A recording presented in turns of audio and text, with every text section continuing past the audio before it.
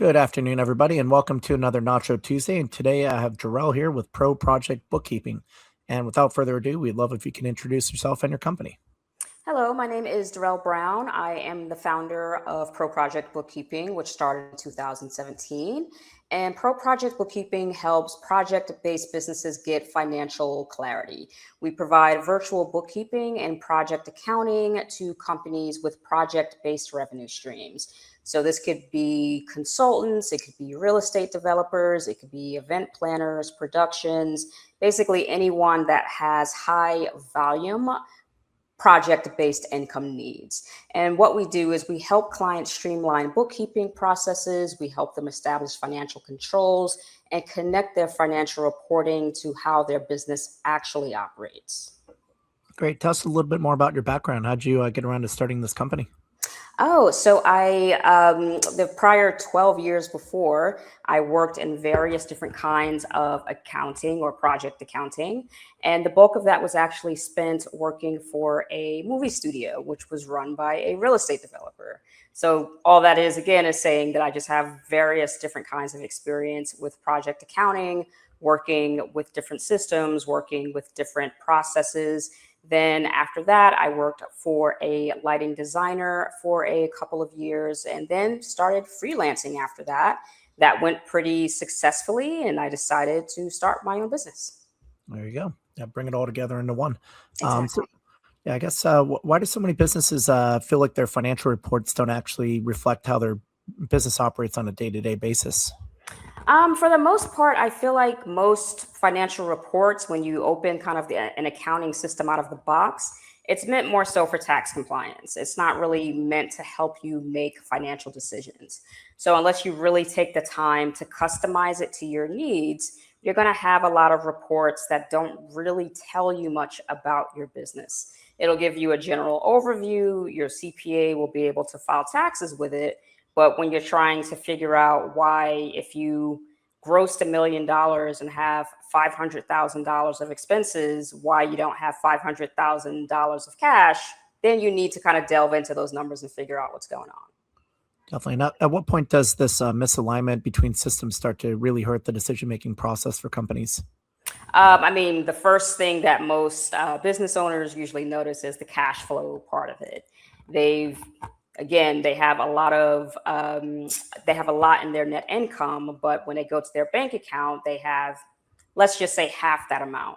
So they're trying to figure out where is the discrepancy. And then that's when you need to delve into each project. Let's say, for example, you have 3 projects that are wrapping. You'll look at the Excel sheet that maybe a project manager is keeping. You'll see that one project, they maybe just netted out, and maybe that project just didn't lose any money, but didn't make any money either. Then you'll look at the next one and you'll see, hey, we actually lost a bit of money on this, but unfortunately, we didn't find out until after the project wrapped. And then maybe you did okay, maybe you made a little money on the third one, but those first 2 are going to cost you as far as cash flow goes. Do you have any tips in terms of what businesses could do to maybe stay ahead of this, or any rules of thumb that you would recommend for companies to maybe avoid some of these financial pitfalls? Oh, I mean, I would definitely say just better workflows and better systems. Setting up your accounting system to actually reflect how your events run, making sure that your P&L has some of your business terminology in there. So when you run that P&L report, that project P&L report, you can see exactly where each of the expenses went. You can see where your income came in, and you can see the gaps. And in addition to that, you also want to make sure you're looking at these reports while a project is ongoing. I usually suggest weekly, depending on how intense the paperwork and the volume is. If not weekly, every 2 weeks. So if a cost looks off, or if you're spending too much, you can catch it while it's happening, as opposed to after the project has already wrapped. Great. And what does the process look like for how you get involved with companies? Where do you typically start with your clients? So I start with just kind of learning what is going on with their company. I have a workflow that I use. So I start with really just a review. I get a sense of what their current processes are, what their current workflow is in terms of how do bills get into the system, how do the bills get approved, how do they get paid, and then what how do they categorize them as far as if they have spreadsheet budgets, how are they categorizing them there? Then I try to take what they're doing and design their accounting system around it. So I know if they're using certain terminology in their budgets, I try to make it so it's actually a line item on their P&L so they don't need to guess. Then once I do that, I put that system to work. I make sure everyone is trained on it. They know how to do it. And basically, once putting that system to work is everyone will know what happens from start to finish. So they'll know that once a bill comes in, I'm going to enter it into the system. It's going to be sent to the correct project manager for approval. Once he approves it, he knows that I am going to initiate payment. And once I initiate payment, the owner knows that his final approval will send that payment out. Great. And so you're more than just a traditional bookkeeper. You work a lot more on the strategic side, setting up processes and kind of helping them clean up everything more or less. Yeah. It's really just making sure that their project workflow doesn't have any hiccups to it. The worst thing you can be is during the middle of a project and something goes wrong and you have to do some kind of an emergency payment and no one knows what's happening. So if someone's on the floor at an event, they don't have to wonder what I'm doing because once they send that to me, we have a process that they already know is in place. Great. Any other common mistakes that you see companies making at the beginning that you identify with many companies that you come across? I mean, the main thing is honestly, I think just the overuse of spreadsheets. If your system is not built properly, then I understand a lot of people, they use spreadsheets to kind of fill those gaps, but then those spreadsheets often cause delays. So for instance, like I keep using kind of the same example, but a lot of times, you won't know that a project is over budget because you haven't had a chance to look at the transactions and actually identify it as belonging to that project. So once it's done, you'll figure that out. And then I think people, unfortunately, are just married to that system a little too much. They don't quite understand what a good accounting system can do for them. So they end up just kind of doing that longer than they should. Another kind of example that's not necessarily project related is even invoicing. I know in some instances, people have like an Excel template and then an Excel list of all of the invoices that they have sent out to clients for payment. And they're keeping track of when they've sent it or when they followed up or when the payment came in the Excel sheet. And sometimes I just, it's a very simple thing. I just create the invoice in the system. I send it out to the client. I make sure the appropriate project manager is BCC'd. And then they also get an automated report giving them status of the invoice. So if it's unpaid, they'll still see it's unpaid. If it's been paid, they'll see when it's been paid and they'll get that report weekly. So they don't have to guess, they don't have to make a spreadsheet to track it, and they don't have to wonder what's going on with it. Is there any tips you have around a cash buffer that a company should keep when they're managing multiple projects like this? And, maybe they have disconnected systems and they're not getting real-time information on how much money they have and where the outflows and inflows are coming from. I mean, it really depends on your project, on your project flow, I would say, and the company. I would say maybe 20 to 30% of your project budget, but that would really depend on how your inflows and outflows work, especially if you have a gap between when the payments are coming in. My advice is to usually look at the full cash flow of the project from the start and make sure you're planning with your client when you'll need those payments to come in so they're not spread too far apart. Yep. So I guess having all these spreadsheets and disconnected tools really creates an illusion of control. Do you have any tips for any sort of automations or workflows that clients could set up, that possibly you could help them with?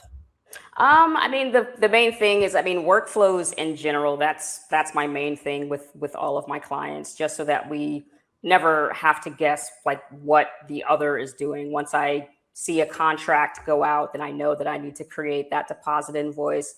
Once that deposit invoice is created, we know that payment will come in, depending on a client, within a week to 30 days. And then from there, planning the next steps from that. So I would say always just look at your company, look at your project flow, use that to create your workflow, make it as realistic to your project flow as possible so there are no hiccups. Yep. So I guess what happens when leaders can't trust their numbers? I guess how does that show up operationally? I I feel like this is something that's happening a lot lately now, especially with layoffs or even with companies looking for investors. Imagine looking for an investor, you give the investor your P&L, but the P&L is showing information. The P&L is not bad, but it's showing like maybe there are some margins that don't make sense. And again, that just has to do with data maybe just not going in the right bucket. For instance, I tend to see with starting with a new client that certain things that are booked as operating expenses are actually project expenses, but it's not rolled up in the correct bucket. So they're looking at your operating expenses and they're saying, wow, why is their operating expenses 50% of like their income? That doesn't make any sense. So then we have to kind of go back and trace what's going on with that. And an investor is not going to want to sit around and wait for you to make that decision. So what could have been a lucrative investment is now lost because the books don't really reflect the truth of how your business runs. Yep. What other kind of red flags do you typically find with a lot of these companies, or maybe what an investor find that an operator might not notice themselves? I mean, it's really a lot of disconnected systems that really do just cause a lot of discrepancies in numbers. Like the overall numbers will be correct. When you'll file taxes, everything is fine. But sometimes when you're looking at the numbers on a month over month basis, the highs and lows look off. Let's say for instance, with a company that has deferred revenue, you have to check that on a month to month basis. Let's say if it's a product company that's shipping products out, they have to check, see what's actually shipped, and then recognize that revenue in the next month. But say you're not doing that properly and you're recognizing that revenue every 3 months, an investor is going to look at that and say, so for these months, they're not making any income. That doesn't look like something I want to invest in.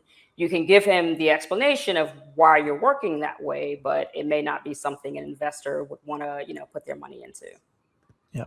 It all comes down to financial discipline at some point. Exactly. Financial discipline and also financial controls. Yeah. Yep. Yeah. You can have a great company, but if it's not being run correctly financially, then, usually that's a red flag that it's not going anywhere. Yeah. And I mean, I think you'd be surprised. I've seen, I primarily use QuickBooks in my practice, but I've also worked with ERPs, enterprise resource planning systems. These are more like besides just financials, they have a lot of company wide information in them. And I'll just see a lot of them that are just not built out to their full capabilities. But if they are just amazing systems that can do so much in terms of the detail in the financial reports and the way that you can customize the system to work for you. But then you really have to sit down and think about how your company runs, what it could do better, and how to translate that to a system. Yep. So I guess what is project-based accounting? How is it fundamentally different from your standard bookkeeping? A lot of people just set up QuickBooks and call it a day and, keep it semi-updated, I guess. Yeah, the funny part is like working with QuickBooks, like I often start with clients, they have project accounting needs, but again, they're not putting it in the system. And the first thing I realize is usually the project accounting, there's a like module in QuickBooks for it, and it's usually not turned on. So the first thing I do is literally go and then just turn it on. And then once I do, they'll notice the difference with it. Just to say, for example, with regular, just general bookkeeping or general financial accounting, everything just rolls up into a neat kind of general bucket. Yeah. It gives you the numbers for the company. You'll know what your income and your general cost of goods sold and your operating expenses are.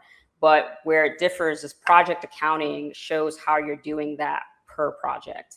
So you'll still enter that information in, but let's say on your bills or on your income statements, there'll be a little box to signify which project it belongs to. And throughout time, you can just continue to run reports against that project.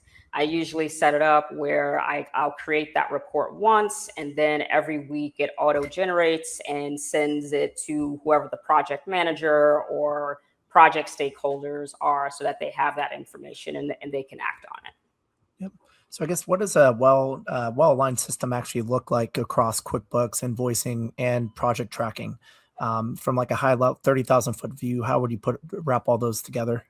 I'm sorry, I didn't hear the start of the question. Oh, sorry. How does a well-aligned system actually look across tools like QuickBooks, invoicing, and project management? So in terms of like in something like QuickBooks, that project reporting would be the most important part of that. So you want to make sure it all wraps up into a project P&L report that you can basically send to anyone that's a project stakeholder, whether that's the PM, the owner of the company, the clients.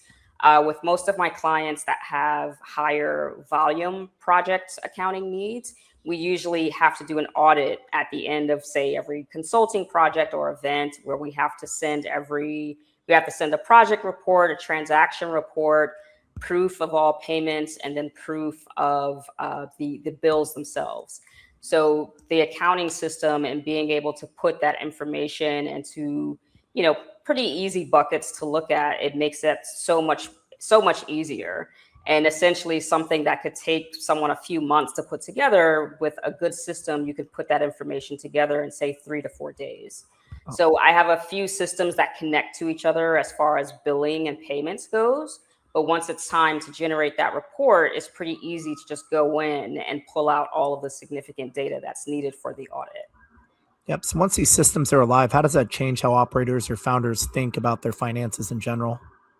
Just realizing that they have more visual access to information.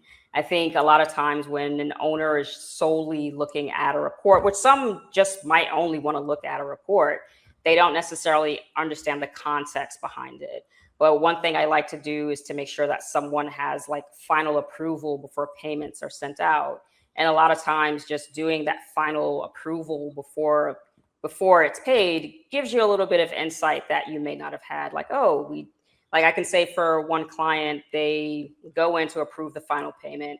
They can see the payment amount, they can see all the bills attached to it, and they can see which project manager actually approved that bill before it went out. And then, of course, they can see what project it goes against as well.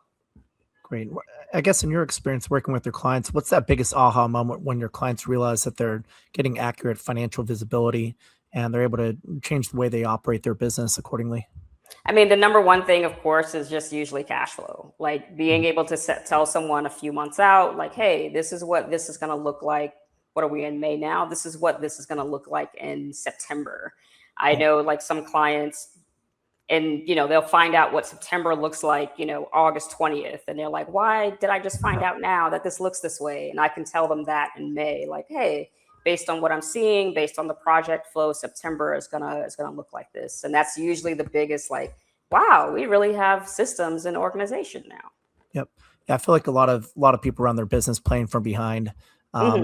The accounting, like you said, isn't up to date, so they're making last minute decisions because they're waiting on the data to come in.